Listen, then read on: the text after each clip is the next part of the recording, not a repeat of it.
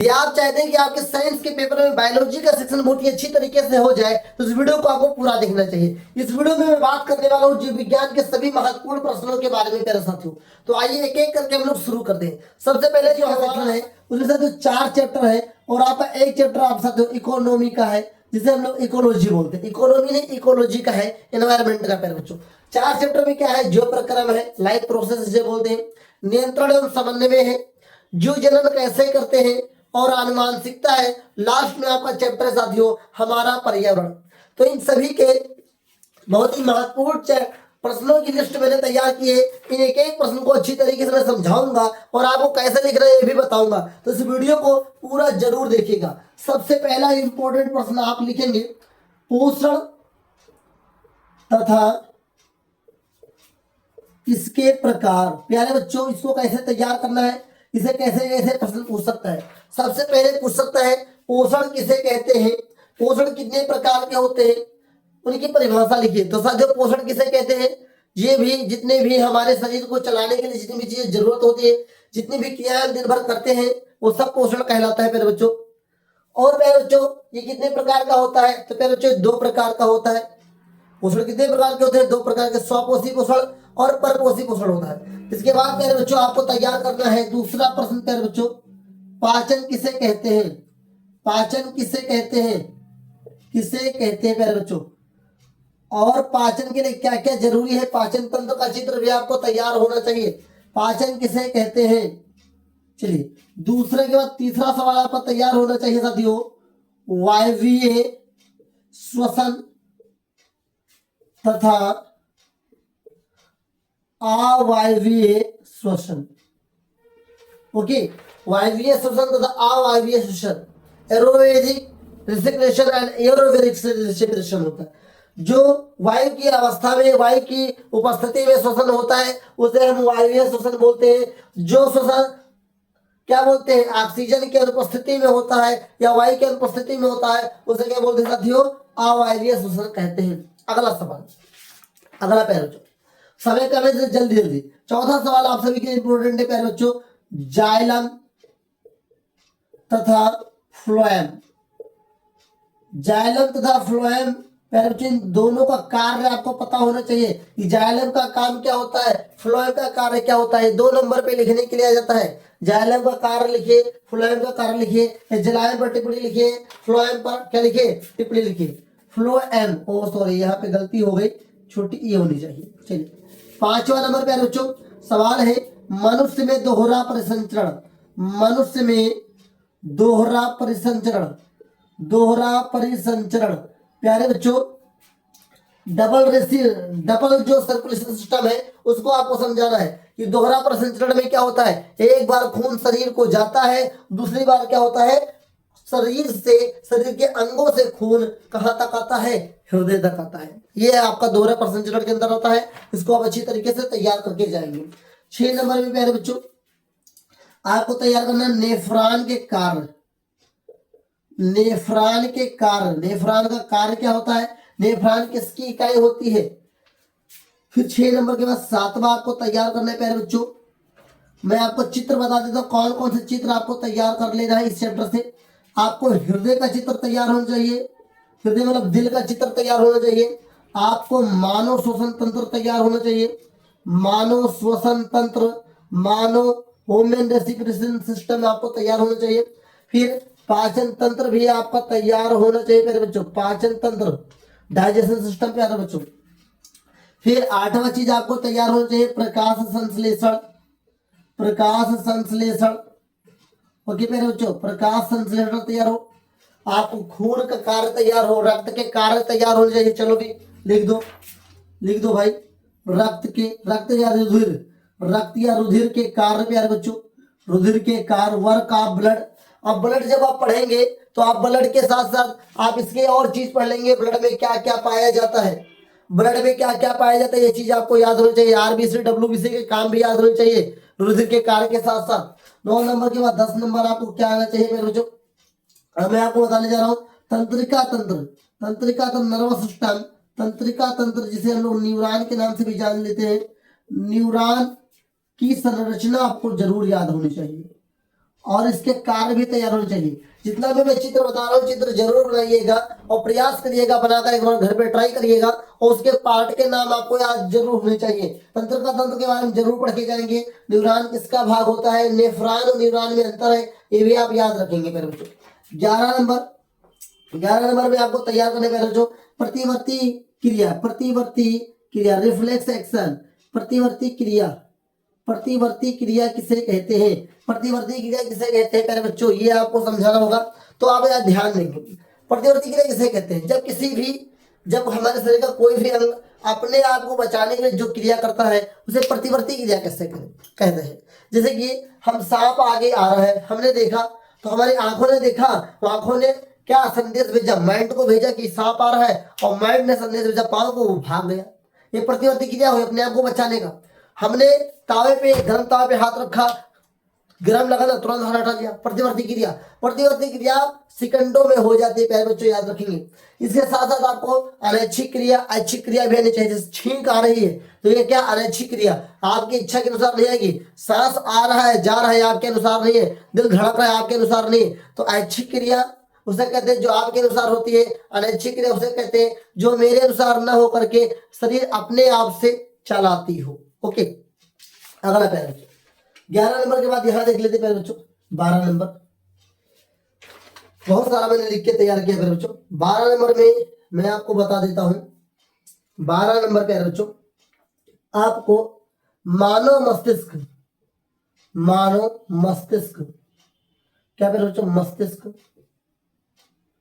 मानव मस्तिष्क चित्र एवं कार्य आपको जरूर आना चाहिए। इसकी संरचना आनी चाहिए प्यारे बच्चों। मानव मस्तिष्क का कार्य क्या है, इसकी चित्र आपको याद आना चाहिए। मानव मस्तिष्क में कितने भाग होते हैं। ओके, आगे 13 नंबर में प्यारे बच्चों हम लोग देखेंगे पादप तथा जंतु हार्मोन्स। ओके प्यारे बच्चों, हार्मोन्स। ओके, जंतु हार्मोन्स और पादप हार्मोन्स के बारे में भी आपको पता होना चाहिए। पादप हार्मोन्स कितने होते हैं, 5 होते हैं प्यारे बच्चों। उन पांचों के नाम आपको याद होने चाहिए, पांचों का काम याद होना चाहिए, किसका कौन सा काम होता है प्यारे बच्चों। ऐसे ही जंतु हार्मोन्स कहाँ से निकलते हैं और खासकर मानव में जो हार्मोन्स पाए जाते हैं उसके बारे में आपको बताना ही बताना है प्यारे बच्चों। और कहीं ना कहीं एक चीज छूट रहा है, वो चीज भी आपको इसमें कर लेना चाहिए साथियों, विटामिन को मैं अलग से बता रहा हूँ, विटामिन से सवाल आता ही आता है। और विटामिन पोषण वाले टॉपिक में इंक्लूड हो चुका है, उसमें विटामिन आ गया, वसा आ गया जिसे हम फैट बोलते हैं प्यारे बच्चों। और क्या आ गया साथियों, कार्बोहाइड्रेट आ गया। कार्बोहाइड्रेट के प्रकार याद कर रहे हैं आपको, कार्बोहाइड्रेट किसे कहते हैं ये भी आपको पता होना चाहिए। फिर हमारे शरीर में जीव रासायनिक अभिक्रिया कितने प्रकार की होती है ये भी आपको याद होना चाहिए प्यारे बच्चों। इसकी 2 प्रकार की होती है, ये आपको पता होना चाहिए। 2 प्रकार की हमारे शरीर में, एनाबॉलिक और कैटाबॉलिक प्यारे बच्चों याद रखेंगे, एनाबॉलिक और कैटाबॉलिक। और कार्बोहाइड्रेट कितने प्रकार के, 2 सरल कार्बोहाइड्रेट और जटिल कार्बोहाइड्रेट, ये सब आपको याद होना चाहिए। फिर 14 नंबर के बाद 15 नंबर प्यारे बच्चों मैं आपको बताता हूँ अंतःस्रावी ग्रंथ के बारे में आपको पढ़ के जाना है। अंतःस्रावी ग्रंथ के बारे में पढ़ के जाना है प्यारे बच्चों। सबसे पहले मैं आपको बताऊंगा कि हमारे शरीर में 2 प्रकार की ग्रंथियां पाई जाती हैं, अंतःस्रावी ग्रंथियां और बाह्यस्रावी ग्रंथियां। अंतःस्रावी ग्रंथियों से पहले एंडोक्राइन ग्लैंड से जो निकलता है उसे हम लोग बोलते हैं हार्मोन्स, और जो एक्सटर्नल ग्लैंड से निकलता है मेरे बच्चों वो निकलता है क्या, वो निकलता है एंजाइम निकलता है। तो एंजाइम किससे निकलता है, बाह्यस्रावी ग्रंथियों से निकलता है, वो अंतःस्रावी ग्रंथियों से हार्मोन्स निकलता है। कभी कभी पूछ लेता है कि हार्मोन्स किससे रिलीज होता है, तो साथियों अंतःस्रावी ग्रंथियों से रिलीज होता है। आप हार्मोन्स के बारे में अच्छी तरीके से पढ़ के जाएंगे, जीएच हार्मोन्स को अच्छी तरीके से पढ़ के जाएंगे पर बच्चों। जीएच हार्मोन्स किससे निकलता है, पिट्यूटरी ग्लैंड से निकलता है। किस ग्लैंड को मास्टर ग्लैंड कहते हैं प्यारे बच्चों, पिट्यूटरी ग्लैंड। पीयूष ग्रंथ को कहा जाता है, पीयूष ग्रंथ को मास्टर ग्लैंड क्यों कहा जाता है ये भी आपको तैयार होना चाहिए। इसे मैंने बोल दिया, पादप और जंतु हार्मोन्स को अच्छी तरीके से आप पढ़ के जाएंगे। आइए आगे देखते हैं आप प्यारे बच्चों। 16 नंबर की अगर हम बात कर लेते हैं तो मेर रज्जु आपने नाम सुना होगा, स्पाइनल कॉर्ड हम लोग बोलते हैं, स्पाइनल कॉर्ड बोलते हैं प्यारे बच्चों। मेर रज्जु का नाम सुना होगा प्यारे बच्चों, स्पाइनल कॉर्ड जिसे बोलते हैं। रीढ़ की हड्डी, रीढ़ की हड्डी के बारे में अच्छी तरीके से पढ़ के जाइएगा प्यारे बच्चों। कभी कभी इसका चित्र भी आ जाता है, चित्र नहीं आता है तो इसके कार्य के बारे में पूछ लेता है और इसके नाम भी पूछ लेता है प्यारे बच्चों। ओके, कभी कभी एक सवाल पूछ लेता है, मैं बोल दे रहा हूँ सवाल लिखा है, दो तंत्रिका कोशिका के मध्य खाली स्थानों को क्या कहते हैं? सिनेप्स कहते हैं प्यारे बच्चों। ये यहाँ नाम में लिख दे रहा हूँ, सिनेप्स कहते हैं प्यारे बच्चों। पूछ सकता है सिनेप्स किसे कहते हैं? तो दो तंत्रिका कोशिकाओं के बीच खाली स्थान को क्या कहते हैं प्यारे बच्चों? सिनेप्स कहते हैं। मान लेते हैं एक उंगली हमारी है, एक उंगली है, ये अगर इसको जोड़ा गया तो कुछ ना कुछ इसके बीच में खाली स्थान होगा, इसके बीच में इन दोनों के जो क्या खाली स्थान जो होगा उसे सिनेप्स कहते हैं। तो दो तंत्रिका कोशिकाओं के बीच खाली स्थान को क्या बोलते हैं? सिनेप्स बोलते हैं प्यारे बच्चों। दो तंत्रिका कोशिकाओं के खाली स्थान को क्या बोलते हैं? सिनेप्स बोलते हैं। ये मैंने आपको बता दिया। अगला सवाल, अगला सवाल प्यारे बच्चों 17 नंबर में आपको तैयार करना है। पादप में प्रकाशानुवर्तन, पादप में प्रकाशानुवर्तन किस प्रकार होता है? सवाल क्या रहेगा? पादप में प्रकाश अनुवर्तन किस प्रकार से होता है प्यारे बच्चों? अब प्रकाश अनुवर्तन क्या है? मतलब कि पादप के जो भाग है, जो तना है और जो क्या बोलते हैं जड़ है, वो प्रकाश की किस दिशा में कार्य करती है? तो जो तना होता है प्रकाश के धनात्मक भाग को कार्य करता है। मतलब जो तना है आपका, वो जो जड़ है वो क्या है? प्रकाश के विपरीत अवस्था में जा रही है, जड़ नीचे की ओर जाएगी और जो तना है वो ऊपर की ओर जाएगा। जैसे हमारा ये पेड़ है, मान लेते हैं साथियों, ये हमारा पेड़ है, ठीक है, इसमें कोई तना निकलेगा तो प्रकाश इधर से प्यारे बच्चों, प्रकाश इधर से है, तो ये तना ऊपर की ओर जा रहा है, मतलब ये धनात्मक है प्यारे बच्चों, और जड़ कहाँ जा रहा है? नीचे की ओर जा रहा है, मतलब ऋणात्मक है। तो प्रकाश के विपरीत दिशा में काम कौन कर रहा है? जड़ काम कर रहा है प्यारे बच्चों। और प्रकाश की दिशा में कौन कार्य कर रहा है साथियों? वो तना कर रहा है। इसी को पादप में प्रकाश अनुवर्तन कहते हैं और ये ऑक्सीजन के कारण होता है। ये पादप का एक हार्मोन से ऑक्सीजन के कारण होता है प्यारे बच्चों। एक बात याद रखेंगे। दूसरी बात, इसे मैंने एक चीज छोड़ दिया कहीं ना कहीं, आप ये 18 नंबर में लिख लेंगे, प्रकाश संश्लेषण प्यारे बच्चों। प्रकाश संश्लेषण का रिएक्शन आपको पता होना चाहिए। और प्रकाश संश्लेषण किसे कहते हैं? प्रकाश संश्लेषण में क्या क्या जरूरी है ये भी आपको पता होना चाहिए। चलिए आगे बढ़ते हैं। 17 के बाद 18 के बाद 19 नंबर साथियों, डीएनए का महत्व, डीएनए का महत्व पूछ लेता है, महत्व पूछ लेता है बच्चों। महत्व आपको, डीएनए किसे कहते हैं, डीएनए का कार्य क्या है, डीएनए का महत्व, या डीएनए पर टिप्पणी लिखिए, ये सारे सवाल पूछे जा सकते हैं। तो डीएनए को भी अच्छी तरीके से पढ़ के जाएंगे। अगला सवाल पर बच्चों 20 नंबर, मुकुलन। मुकुलन क्या है? ये मुकुलन पहले बच्चों जनन की एक विधि है, जनन की एक विधि है। और मुकुलन जो होता है वो आलैंगिक जनन में होता है। पूछ सकता है कि मुकुलन किस में पाया जाता है? तो आलैंगिक जनन में पाया जाता है। मुकुलन के द्वारा किसके अंदर जनन होता है? तो ये नाम याद रखेंगे, दो नाम आपको बता दे रहा हूं प्यारे बच्चों, हाइड्रा एवं ईस्ट, हाइड्रा एवं ईस्ट। अगर एग्जाम्पल में, अगर ऑब्जेक्टिव सवाल में एमसीक्यू में हाइड्रा नहीं होगा तो क्या होगा? ईस्ट होगा। मतलब कि हाइड्रा में मुकुलन द्वारा जनन होता है, ईस्ट में मुकुलन द्वारा जनन होता है। और मुकुलन जिसमें पाया जाता है वो अलैंगिक जनन होता है। मतलब कि हाइड्रा और ईस्ट में जनन कैसा होता है? अलैंगिक जनन होता है प्यारे बच्चों। अगला सवाल आपको तैयार करना है, जनन किसे कहते हैं? जनन एवं इसके प्रकार, जनन एवं इसके प्रकार प्यारे बच्चों, जनन एवं इसके प्रकार आपको तैयार करना है। जनन किसे कहते हैं और जनन कितने प्रकार के होते हैं? जनन दो प्रकार के होते हैं, लैंगिक जनन और अलैंगिक जनन प्यारे बच्चों। उम्मीद करता हूं कि आपको धीरे धीरे सारी चीजें समझ में आ रही है। 21 के बाद 22 नंबर, 22 नंबर में आपको तैयार करने प्यारे बच्चों, द्विखंडन बहुखंडन, द्विखंडन कामा बहुखंडन क्या होते हैं, ये जनन वाले चैप्टर में ही आपको मिलेगा। फिर आपको 23 नंबर में तैयार करना है प्यारे बच्चों, पुष्पी पादपों में लैंगिक जनन, पुष्पी पादपों में लैंगिक जनन। और साथ में ही पुष्प की संरचना भी आपको याद होनी चाहिए। कभी कभी पूछ लेता है कि पुष्प का अनुदैर्ध्य कार्ड का चित्र बनाइए और उसे नामांकित कीजिए। मतलब पुष्प का चित्र बनाइए प्यारे बच्चों, पुष्प का एक चित्र बनाइए और पुष्प का चित्र बनाने के बाद प्यारे बच्चों उसके सभी भागों का नाम लिखना है, सभी भागों का नाम लिखना है। तो एक पुष्प कहाँ बन गया जी, तो एक पुष्प आपको बना देना अच्छा सा, जो भी पुष्प आपको याद हो उसमें सभी पेडल्स वगैरह का नाम लिख देना प्यारे बच्चों। ये परागण कहाँ है, कली कहाँ है, इन सब का नाम लिख देना है। तो पुष्प की संरचना भी आपको आनी चाहिए और पुष्पी पादपों में लैंगिक जनन भी आपका तैयार होना चाहिए। तो अगला सवाल 24 नंबर में हमारा बन जाता था जो परागण तथा इसके प्रकार प्यारे बच्चों, मतलब परागण किसे कहते हैं और परागण प्यारे बच्चों कितने प्रकार के होते हैं। तो परागण तो आपको पता है जिसके द्वारा क्या करते हैं, पुष्पी पौधे क्या कहते हैं, जनन करते हैं प्यारे बच्चों। तथा इसके प्रकार दो प्रकार होते हैं, स्वपरागण और परपरागण। स्वपरागण किसे कहते हैं, जब एक ही पौधे के एक पुष्प पे परागण होता है उसे स्वपरागण कहते हैं। और जब दो अलग अलग पौधे के अलग अलग फूलों के बीच में होता है परागण, उसे परपरागण कहते हैं। किस परागण में माध्यम की जरूरत होती है साथियों, और परपरागण में माध्यम की जरूरत होती है, ये आपको पता चल गया। चलिए अगला सवाल 25 नंबर सवाल ध्यान से देखेंगे पहले बच्चों। मानव में लैंगिक जनन, मानव में लैंगिक जनन प्यारे बच्चों।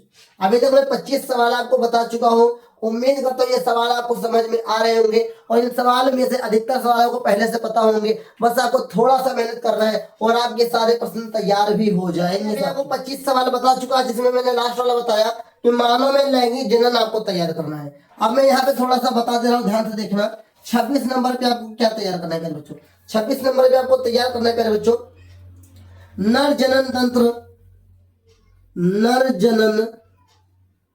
तंत्र तथा मादा जनन तंत्र या अंग आ जाता है प्यारे बच्चों। फिर 26 के बाद 27 जो आपका है, 27 आपको पता करना है लक्षणों की वंशागत में मेंडल का योगदान। मतलब सवाल आता है मेंडल का योगदान प्यारे बच्चों, मेंडल का योगदान। या कभी कभी सवाल पूछ देता है मेंडल पर टिप्पणी लिखिए। मेंडल ने किसकी खोज की थी, अनुवांशिकता की। अनुवांशिकता का फादर किसे कहा जाता है, मेंडल को कहा जाता है। मेंडल की पढ़ाई कहाँ से हुई साथियों, गिरजाघर पे हुई, गिरजाघर से हुई थी, ये भी याद रखेंगे, कभी कभी ये भी सवाल आ जाता है। ठीक है, तो मेंडल का योगदान पूछ लेता है।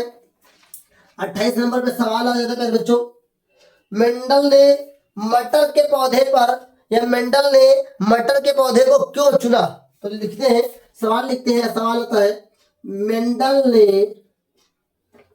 ने प्यारे बच्चों लिखेंगे मेंडल ने अपने प्रयोग के लिए